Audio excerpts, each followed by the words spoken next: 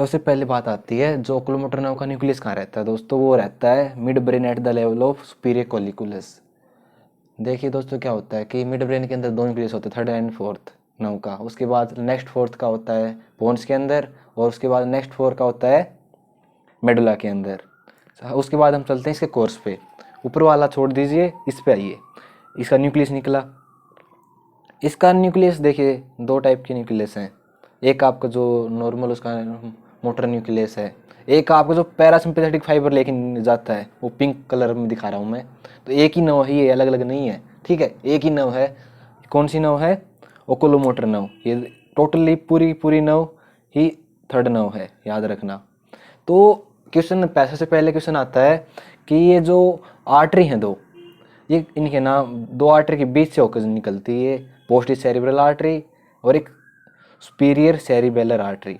उसके बाद दोस्तों कैवर्नर साइनस सुना होगा आपने, तो उसकी लेटरल वॉल से होके जाएगी ये। और फिर आपका जो सुपीरियर ऑर्बिटल फिशर है, वो उसमें पूछने से पहले डिवाइड हो जाती है, upper division lower division. Upper division किसको सप्लाई करेगी? LPS, levator palpebrae superioris, superior rectus को सप्लाई करेगी, ठीक है। और आपका एमआर, आईआर और इंटरनल ओब्लिक को कौन सा करेगा? Lower division. आपने दोस्तों एक्स्ट्रा कुलर मसल याद करने का वो ट्रिक सुना है ना, LR SO4, LR6, रेस्ट 3। तो इसमें सुपीरियर ओब्लिक आपकी फोर्थ से होती है, LR6 नर्व से होती है, और बाकी जो मसल हैं वो आपकी होती है थर्ड से, ठीक है। उससे आपको कोरिलेट करना है चीज़ों को। और लोअर डिवीजन से होकर ये parasympathetic nerve to inferior oblique से होकर ये आपका रिले हो जाती है सीलियरी गैंग्लियन में।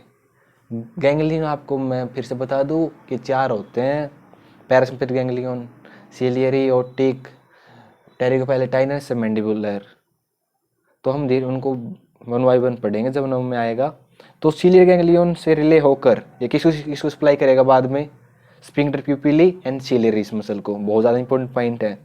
कुछ इंपॉर्टेंट आपको इसके वन लाइनर पता होना चाहिए कि कंटेंट ऑफ इंटरपेडेंकुलर फोसा, जो आपका ब्रेन स्टेम होता है उसके पीछे एक फोसा होता है, इंटरपेडेंकुलर फोसा, तो वहाँ से आपका वो होता है। और यदि फोसा को हम आपका उसको इससे हम वो कवर कर दें तो क्या उसको क्या बोल देंगे हम? इंटरपेडिकुलर सिस्टम।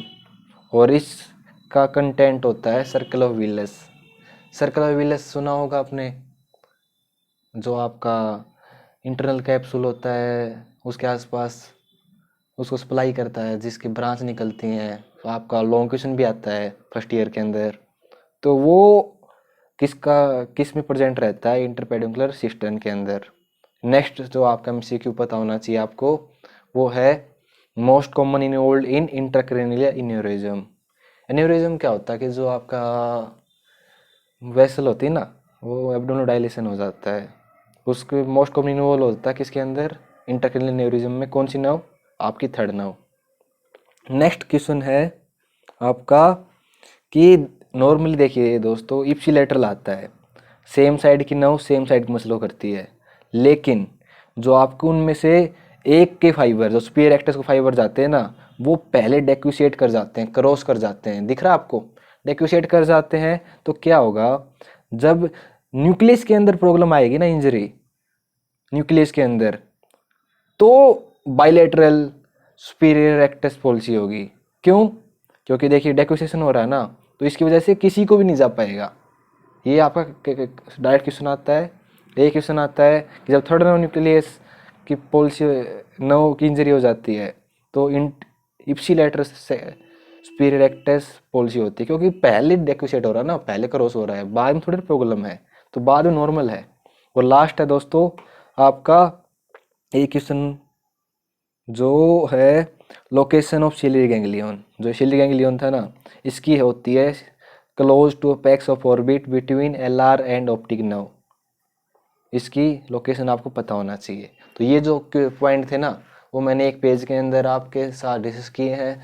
तो आपको कुछ समझ में ना हो राइटिंग में, तो खुद के नोट बनाओ, ध्यान से इन पॉइंट को रिवाइज करो। बस यही है, किलोमीटर नौ के अंदर आपको पढ़ना है, यही आपके क्वेश्चन पूछे जाते हैं, इसी का यूज़ होता है।